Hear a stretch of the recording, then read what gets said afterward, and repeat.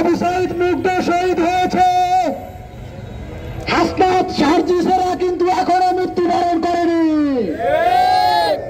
আপনারা যদি শহীদের রক্তের সাথে তামাশা করতে থাকেন, 3 দফা 1 দফা পরিণত হতে বেশি সময় নেবে না।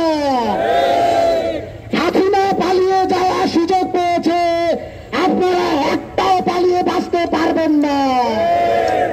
পিঠের চামড়া, গায়ের চামড়া থাকতে থাকতে শীঘ্রই 3 দফা মেনে নেন। বাংলাদেশের জনগণ 71 সালে পাকিস্তানিদের হাতে পরাজয় বরণ করেনি। খুনি আওয়ামী লীগ 71 পরবর্তী সময়ে যে গণহত্যা শুরু করেছিল, 24-এ তার পূর্ণতা লাভ করেছিল। এরপরে যারা আওয়ামী লীগের প্রতি দরদ দেখাবে, তারা আওয়ামী লীগের দোসর। আমরা লক্ষ্য করেছি, সকল রাজনৈতিক দল যখন একটি প্ল্যাটফর্মে নেমে এসেছে, কেউ কেউ আওয়ামী লীগের ছায়ার তলে, আওয়ামী লীগের লুঙ্গির তলে, আওয়ামী লীগের গামছার তলে আশ্রয় নেওয়ার চেষ্টা করতেছে। যারা এখনো আওয়ামী লীগের আশ্রয় আশ্রিত, যারা এখনো ইন্ডিয়া দালালি করে আগামীতে বাংলাদেশের সার্বভৌমত্বের বিরুদ্ধে ষড়যন্ত্রে লিপ্ত, তারা সাবধান হয়ে যান। বাংলাদেশের জনগণ এইবার যদি রাজপথের নামে প্রত্যেককে মাটির সাথে মিশিয়ে দিয়ে ঘরে ফিরবে ইনশাআল্লাহ।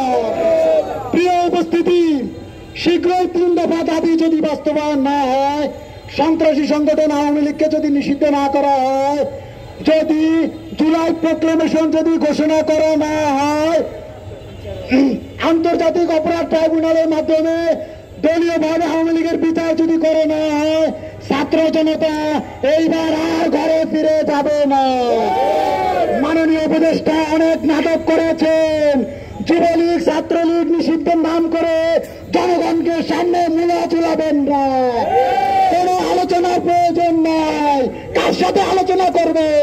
যারা এতদিন খাটের তলে ছিল, ইন্দিরের গর্তে ছিল, বিদেশে বসেছিল, তাদের সাথে কিসের আলোচনা? শহীদের রক্তের সাথে বেইমানি করবেন না। যারা শহীদ হয়েছেন তাদের মা বাবার সাথে আলোচনা করেন, কবর থেকে শহীদের লাশগুলো তুলে আনেন। শহীদেরা যদি আপনাদেরকে সম্মতি দান করে, আওয়ামী লীগকে পুনর্বাসন করতে তবেই পারবেন, এছাড়া আওয়ামী লীগের সাথে কোনো ধরনের নমনীয় আচরণ হবে না। প্রিয় উপস্থিতি, কুমিল্লাবাসী, বাংলাদেশের প্রত্যেকটা আন্দোলনে কুমিল্লা সর্বদা অগ্রগামী ভূমিকা পালন করেছে। আগামীতে কুমিল্লাবাসী যদি কোন ধরনের গরিমসি করা হয়, সর্বপ্রথম কুমিল্লা আজকে পূবালী চত্বরে আছে, কোটবাড়ি বিষয়ে চাইতে আমাদের বেশি সময় লাগবে না। তো এত দ্রুততার সাথে আজকে রাত্রে সিদ্ধান্তে আসবেন আওয়ামী লীগকে নিষিদ্ধ করার। সকলকে সংগ্রামী শুভেচ্ছা।